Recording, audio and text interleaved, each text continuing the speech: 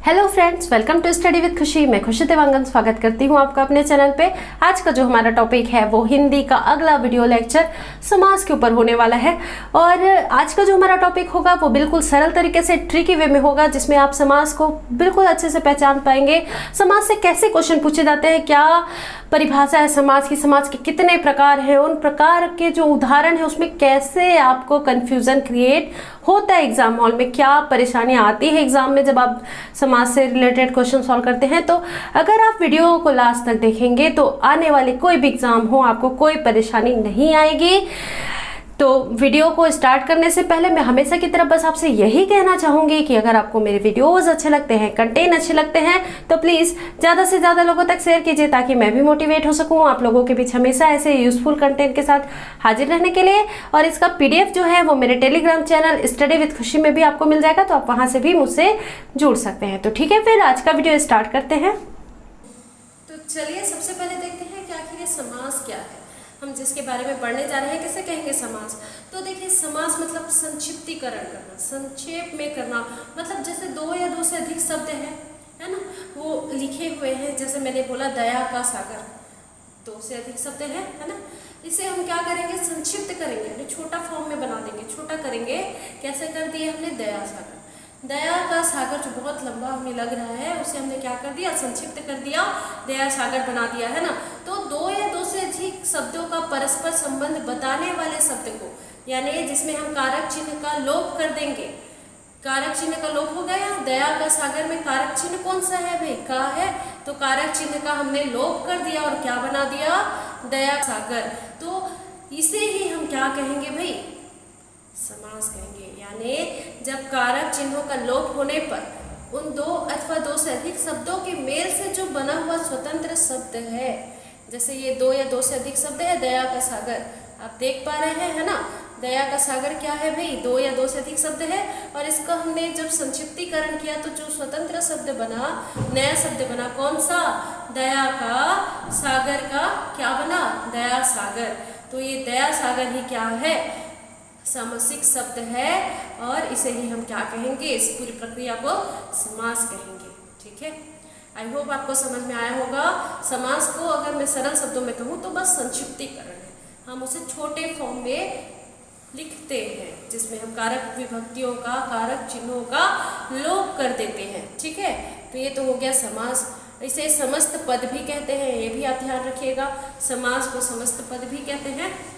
ठीक है, अब देखिए समस्त पद जो है, मतलब हमने जो भी समास किया ना उसी के बारे में अब समास विग्रह देख लेते हैं थोड़ा सा। जैसे हमने संधि पढ़ा था और संधि विच्छेद पढ़ा था, वैसे ही समास और समास विग्रह। ध्यान रखिएगा, मैंने कहा संधि है तो उसका विच्छेद होता है, संधि विच्छेद। वैसे ही समास है तो उसका विग्रह होगा, विच्छेद नहीं। क्योंकि आगे जब मैं आपको अंतर पढ़ाऊंगी समास और संधि में तो आपको क्लियर हो जाएगा ऐसा क्यों होता है। ठीक है, तो अभी तो पहले समास देख लेते हैं, फिर लास्ट में मैं आपको संधि और समास में अंतर भी बता दूंगी। ठीक है, देखिए जैसे हमने समास को पढ़ा, समस्त पद है ना। तो जो समस्त पद है या समास है, इसके दोनों पदों को अलग अलग किए जाने की प्रक्रिया को समास विग्रह कहते हैं। जैसे हमने अभी देखा ना, दया सागर है, एक समस्त पद बन गया, समास समासिक शब्द बन गया, है ना। फिर इसे हम अलग अलग कर देंगे तो क्या हो जाएगा? दया का सागर। यही हो गया समास विग्रह। मतलब जोड़ेंगे तो समास हो जाएगा और हटाएंगे, अलग अलग करेंगे तो समास विग्रह हो जाएगा। ठीक है, तो वही चीज मैं आपको बताने जा रही हूँ। इसमें क्या होता है, जो कारक विभक्ति है ये फिर वापस आ जाती है।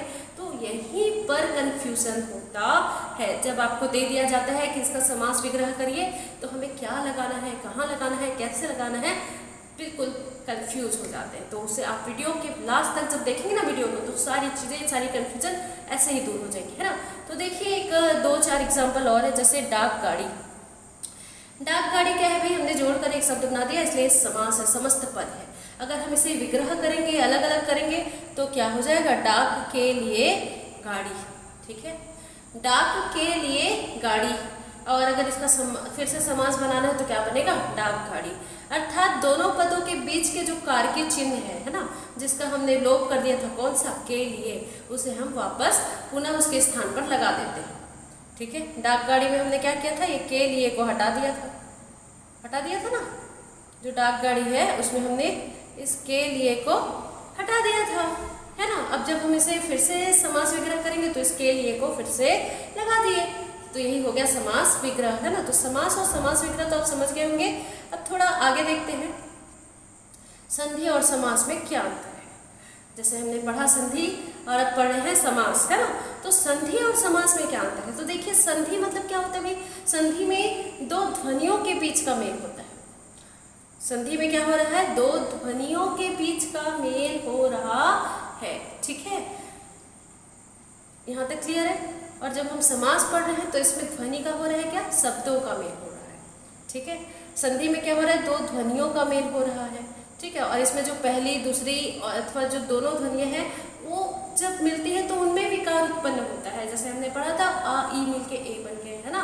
तो जितनी भी है उसमें हमने ध्वनियों के बारे में पढ़ा था, वो ध्वनियों में परिवर्तन हो रहा था। जबकि हम समास में अगर पढ़ रहे हैं तो जो भी संबंध है वो शब्दों के मेल से बनेगा और नया शब्द बनेगा। जैसे हमने पढ़ा डाक गाड़ी, डाक के लिए गाड़ी, इसमें शब्द है, ध्वनियाँ नहीं है ना। तो ये तो पहला अंतर हो गया, इसलिए हम संधि को संधि विच्छेद बोलते हैं और समास को विग्रह कहते हैं, है ना। अब समास की प्रक्रिया जो है, समास प्रक्रिया है, इसमें अर्थ की दृष्टि से दो भिन्न शब्द परस्पर मिलते हैं। दो भिन्न भिन्न शब्द होते हैं, जैसे डाक अलग शब्द है, गाड़ी अलग शब्द है, वो मिल गए, है ना, तथा किसी नए शब्द की रचना करते हैं। डाक के लिए गाड़ी, तो दोनों मिलकर क्या नया शब्द बना दिए, डाक गाड़ी, है ना। इसी तरह आप ध्यान रखिएगा कि जो संधि है उसमें दो ध्वनियाँ मिलती हैं, जबकि समास में दो शब्द मिलते हैं, दो या दो से अधिक शब्द मिलते हैं, लेकिन संधि में ध्वनियाँ मिलती है। ये मोस्ट इंपॉर्टेंट बेसिक सा डिफरेंस है, आपको याद रखना है। अब देखते हैं समास के भेद। तो समास के भेद कितने होते हैं भाई, ये इंपॉर्टेंट है आपके लिए जानना, समास के कितने भेद हैं, ठीक है। तो समास के कितने भेद आपको दिख रहे हैं, 6। कितने हैं, 6। मोस्ट इंपॉर्टेंट है, कितने भेद हैं, 6 भेद हैं। समास के 6 भेद हैं। डायरेक्ट क्वेश्चन है, समास के कितने भेद हैं, 6 भेद हैं। कौन कौन सा है, द्वंद्व समास, अव्ययी भाव समास, तत्पुरुष समास, बहुब्रीहि समास, कर्मधारय समास, द्विगु समास। और इन्हीं में ही कंफ्यूजन होता है कि कौन सा उदाहरण किसका है। वो कैसे जानेंगे आप, सबसे पहले जो सरल सरल है उसे देख लेते हैं, ताकि आपको जो कंफ्यूजन करता है वो लास्ट में हम देखें, है ना। अब देखिए द्वंद्व समास, क्या बोला मैंने, द्वंद्व समास। द्वंद्व समास मतलब क्या होता है, इसका कोई भी पद गौण नहीं होता, मतलब कोई पद छोटा नहीं होता, जबकि दोनों क्या होते हैं, प्रधान होते हैं, यानी मुख्य होते हैं। जो पहला शब्द है वो भी मुख्य है, दूसरा शब्द है वो भी मुख्य है, दोनों प्रधान है, कोई भी गौण नहीं है, ठीक है। इसका मतलब क्या हुआ, जैसे जो समस्त पद बनाते समय दोनों पदों को जोड़ने वाला समुच्चय बोधक अव्यय है ना। द्वंद्व समास में आपको समुच्चय बोधक अव्यय देखने को मिलेगा, जैसे और, या, है ना, तथा, इस टाइप के जो शब्द हैं वो देखने को मिलेंगे। समुच्चय बोधक जो अवयव है ना वो देखने को मिलेंगे। लेकिन जब हम इसका समस्त पद बनाएंगे ना, जो समास विग्रह करते हैं उसमें तो आपको समुच्चय बोधक देखने को मिलेगा, लेकिन जब हम इसका समस्त पद बनाएंगे तो ये हट जाएंगे। जैसे मैंने कहा राम श्याम, अगर इसका विग्रह करेंगे तो क्या होगा भाई, राम और श्याम, ठीक है। तो हमें द्वंद्व समास को कैसे पहचानना है, सिंपल से ट्रिक है।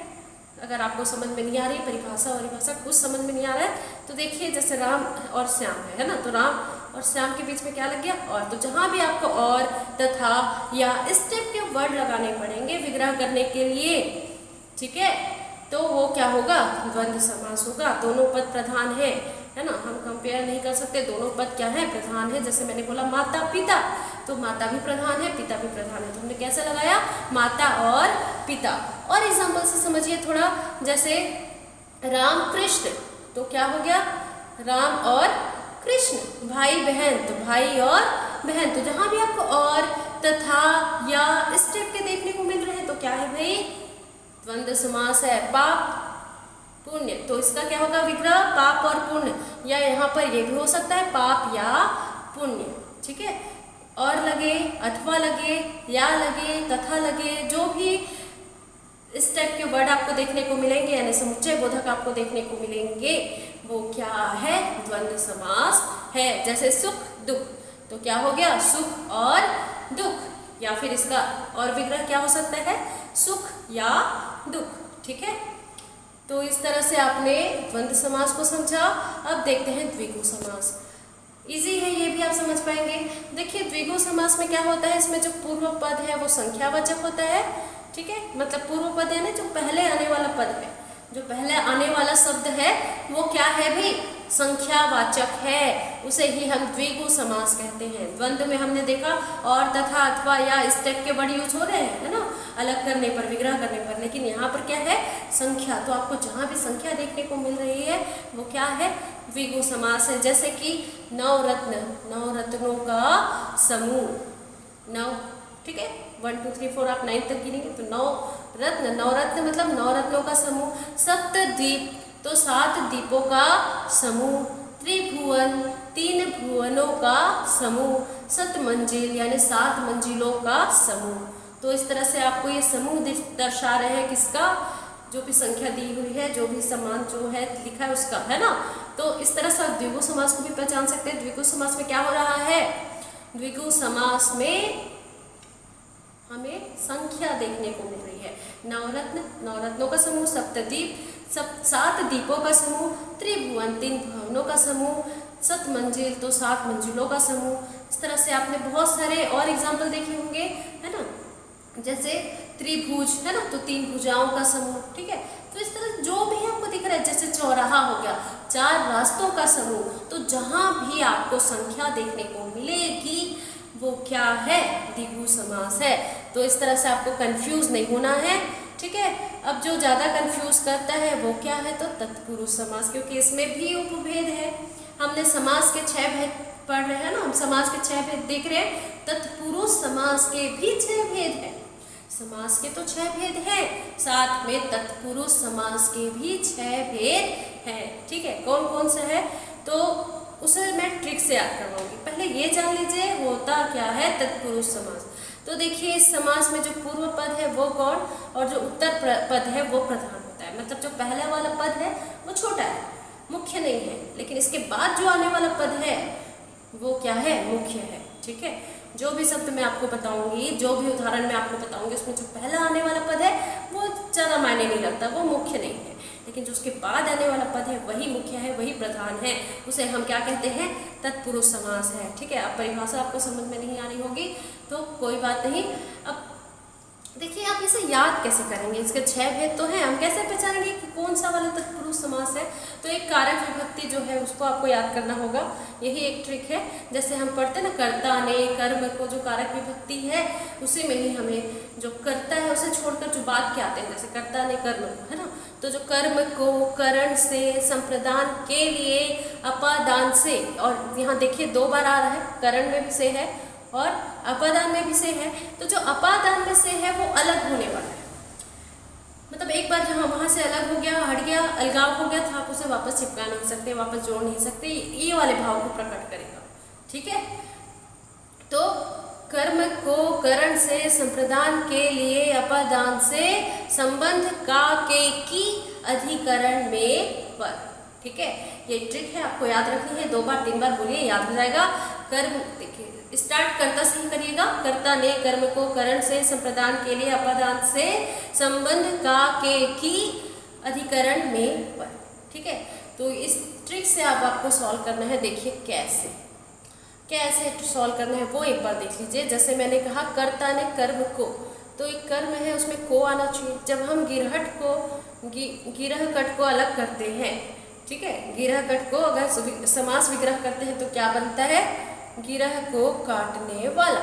यहाँ क्या आ गया भाई, को आया, को कारक विभक्ति आई, यानी कौन सा तत्पुरुष समास है, कर्म तत्पुरुष समास है।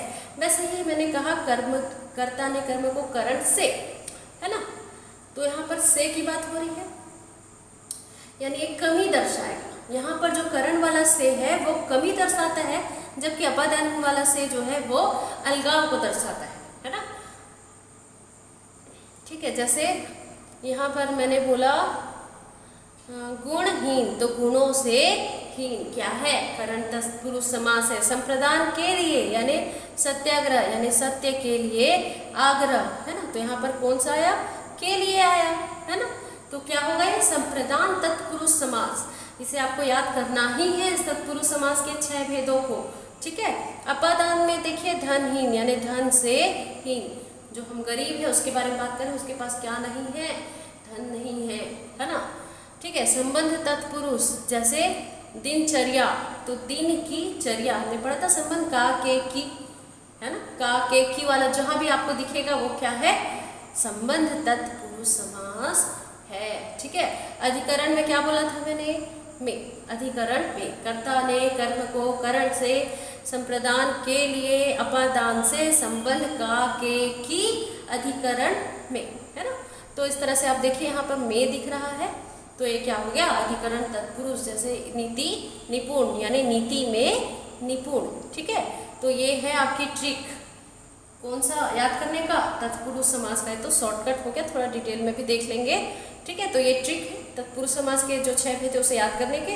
अब थोड़ा सा छोटा छोटा जल्दी जल्दी देख लेते हैं ना। जैसे मैंने बताया कर्म तत्पुरुष में क्या है, कर्ता ने कर्म को यानी को आएगा और को का लोप होगा तो वो कर्म तत्पुरुष होगा। जैसे मतदाता यानी मत को देने वाला मतदाता। ठीक है, अभी जैसे हमने देखा गिरह कट, गिरह को काटने वाला। ठीक है, तो ये तो हो गया कर्म तत्पुरुष। वैसे ही करण तत्पुरुष की अगर बात करूं, ठीक है, किसकी बात करूं, करण तत्पुरुष की बात करूं, तो जहां करण कारक चिन्ह का लोप होगा, कौन सा करण कारक से है ना। जैसे जन्मजात यानी जन्म से उत्पन्न, मुंह मांगा यानी मुंह से मांगा, गुणहीन यानी गुणों से हीन, ये सब क्या है भाई, करण तत्पुरुष है। ठीक है, अब देखिए संप्रदान तत्पुरुष, हमने इसमें क्या देखा था, संप्रदान कारक चिन्ह का लोप होगा, है ना। जैसे के लिए, संप्रदान के लिए पढ़ा था ना, तो संप्रदान में क्या होगा, के लिए जो कारक चिन्ह है वो उसका लोप होगा। जैसे हथकड़ी, तो हाथ के लिए कड़ी, सत्याग्रह सत्य के लिए आग्रह, युद्ध भूमि युद्ध के लिए भूमि। ठीक है, तो जहां जहां भी के लिए का लोप हो रहा है वो क्या है, संप्रदान तत्पुरुष समास है। ठीक है, अपादान तत्पुरुष समास क्या होगा भाई, अपादान तत्पुरुष समास, तो यहाँ भी से का लोप होगा, लेकिन यहाँ अलगाववाद को दर्शाएगा। जैसे धनहीन, है ना, जैसे मैं कोई व्यक्ति हूँ जो किससे हीन हूँ, धन से हीन, है ना, मुझसे अलग है, धन नहीं है मेरे पास। ठीक है, भयभीत, भय से भीत, है ना, जन्मांध यानी जन्म से अंधा। ठीक है, तो इस तरह से जो अलगाववाद को दर्शाए वो क्या है, अपादान तत्पुरुष समास है। ठीक है, अब देखते हैं संबंध तत्पुरुष। तो संबंध तत्पुरुष में मैंने बताया था का के की इनका लोप होगा, इस कारक चिन्ह का लोप होगा, है ना। जैसे प्रेम सागर, तो प्रेम का सागर का लोप हो रहा है। दिनचर्या, दिन की चर्या की का लोप हो रहा है ना। भारत रत्न यानी भारत का रत्न, तो का लोप हो रहा है। तो जहां भी का के की का लोप हो रहा है वो संबंध तत्पुरुष समास है ना। अधिकरण तत्पुरुष समास में में का लोप होगा, है ना। कारक चिन्ह किसका लोप होगा, में का। जैसे नीति निपुण, नीति में निपुण। ठीक है, में और पर आता है, अधिकरण में क्या आता है, में और पर, है ना। तो अधिकरण में और पर दोनों का जब लोप होता है तो क्या हो जाता है भाई, अधिकरण तत्पुरुष समास, है ना। तो देखिए आत्मविश्वास, किस पर विश्वास, आत्मा पर विश्वास। घुड़सवार, घोड़े पर सवार, तो ये क्या हो गया, अधिकरण तत्पुरुष। तो आपको तत्पुरुष समास के 6 जो भेद है उसे पहचानने के लिए कारक विभक्तियों को याद करना होगा। ठीक है, अब देखते हैं कर्मधारय समास। अगला जो है हमारा कर्मधारय समास। हमने द्वंद्व देखा, द्विगु देखा और तत्पुरुष देखा। आप चौथा देख रहे हैं कर्मधारय समास के बारे में। तो देखिए जैसे हमने तत्पुरुष में पढ़ा, जो पूर्व पद है वो क्या है, गौण है, जबकि उत्तर पद है वो क्या है, मुख्य है ना। वैसे ही अब इसमें देखते हैं जो कर्मधारय समास है। मैंने आपको विशेषण वाले पार्ट में पढ़ाया था, विशेषण और विशेष से क्या होता है ना। जब विशेषण का लेक्चर दिया था तो उसमें बताया था विशेषण क्या है, विशेष क्या है। तो इसमें देखिए जो पहला आने वाला पद है यानी पूर्व पद है वो विशेषण होगा, और जो दूसरा उत्तर पद है वो क्या होगा, विशेष होगा। मतलब विशेषण जो विशेषता बताता है, विशेष से मतलब जिसकी विशेषता बताई जाती है। ठीक है, एग्जाम्पल से समझिए, काली मिर्च, काली क्या है, विशेषता बता रहा है इसलिए विशेषण है। मिर्च किसकी विशेषता बता रहा है, मिर्च की, इसलिए वो विशेष है ना। तो वही बोला मैंने, कर्मधारय समास में क्या होगा, पूर्व पद विशेषण होगा जबकि उत्तर पद विशेष से होगा, उसी की विशेषता बताई जा रही होगी। अब कर्मधारय समास को आप कैसे पहचानेंगे, तो सिंपल सा चीज है जो इस टाइप का आपको देखने को मिलेगा, है ना। है जो के समान, है ना, मोस्टली है जो। जैसे काली मिर्च, काली है जो मिर्च। नील कमल, नीला है जो कमल। पीतांबर, पीत है जो अंबर, और यही पीतांबर आपको बहुब्रीहि समास में भी देखने को मिलेगा, है ना। चंद्रमुखी, चंद्र के समान मुख वाला, ठीक है। सद्गुण, सद है जो गुण। तो इस टाइप से आप देखेंगे जो कर्मधारय समास है ना, कर्मधारय समास है, उसमें आपको है जो या के समान देखने को मिलेगा। और सिंपल सी चीज है यार, जैसे मैंने बता दिया, एक जो है क्या है विशेषण है और दूसरा विशेषण है। तो जहां भी आपको देखने को मिल रहा है, जैसे नील कमल है तो दिखा रहा है अभी कमल की विशेषता बताई जा रही है कि कमल कैसा है, नील है, नीला है ना। जो अंबर है, पीतांबर मतलब अंबर जो है वो कैसा है, पीत है, पीला है ना। चंद्रमुखी, मुख कैसा है, चंद्र के समान है ना। तो एक विशेषण होगा, दूसरा विशेष्य होगा, तो वहां पर आपको कर्मधारय समास देखने को मिलेगा, है ना। तो ये तो हो गया आपका कर्मधारय समास। अब देख लेते हैं अव्ययी भाव समास। कौन सा समास, अव्ययी भाव समास। इसमें क्या है, तो देखिए ये पांचवा है, हम समास का जो भेद पढ़ रहे हैं, इसके बाद एक लास्ट और है ना। तो अव्ययी भाव समास में क्या होगा, जिस समास का पूर्व पद अव्यय हो, मतलब जिसे हम व्यय नहीं कर सकते, बदल नहीं सकते, है ना। तो जो पूर्व पद क्या है, अव्यय है ना, उसे अव्ययी भाव समास कहते हैं। जैसे यथा स्थान यानी स्थान के अनुसार, ठीक है। आजीवन यानी जीवन भर, ठीक है। प्रतिदिन यानी प्रत्येक दिन, यथा समय यानी समय के अनुसार। तो इस तरह से आपने देखा कि अव्ययी भाव समास में जो एक पूर्व पद है वो क्या है, अव्यय है ना। जैसे यथा स्थान यानी स्थान के अनुसार, आजीवन मतलब जीवन भर, प्रतिदिन मतलब प्रत्येक दिन, यथा समय मतलब समय के अनुसार। तो ये सभी क्या हो जाएंगे, अव्ययी भाव समास हो जाएंगे। वैसे ही अगर बहुब्रीहि समास की बात करूं तो बहुब्रीहि समास कैसा होगा, जिस समास में दोनों पदों के माध्यम से एक विशेष यानी तीसरे अर्थ का बोध हो। समास तो हो गया लेकिन वो तीसरे अर्थ को दर्शा रहा है, तीसरे अर्थ की बात कर रहा है, वो क्या हो गया, बहुब्रीहि समास हो गया। जैसे मैंने बोला महात्मा, महान है, महान आत्मा है जिसकी, महात्मा मतलब महान आत्मा है जिसकी, अर्थात ऊंची आत्मा वाले के बारे में बात हो रही। जैसे नीलकंठ कहा मैंने, नीला कंठ है जिनका, नीला कंठ है जिनका, मतलब नीलकंठ हम बोल जरूर रहे हैं लेकिन किसके बारे में बात हो रही है, शिव जी के बारे में, क्योंकि उन्होंने विष पिया था। हमने देखा है उनका जो कंठ है वो कैसा है, नीला है ना। लंबोदर, लंबोदर मतलब आप सभी परिचित है, किनके बारे में बात हो रही है, गणेश जी के बारे में बात हो रही है ना। तो लंबा है उदर जिसका, लंबा है उदर जिसका या लंबा उदर है जिनका, उसे क्या कहेंगे, लंबोदर कहेंगे। और किसके बारे में बात हो रही है भाई, गणेश जी। गिरिधर यानी गिरी को धारण करने वाला, कौन है, तीसरा अर्थ को दर्शा रहा है, श्री कृष्ण को बता रहा है।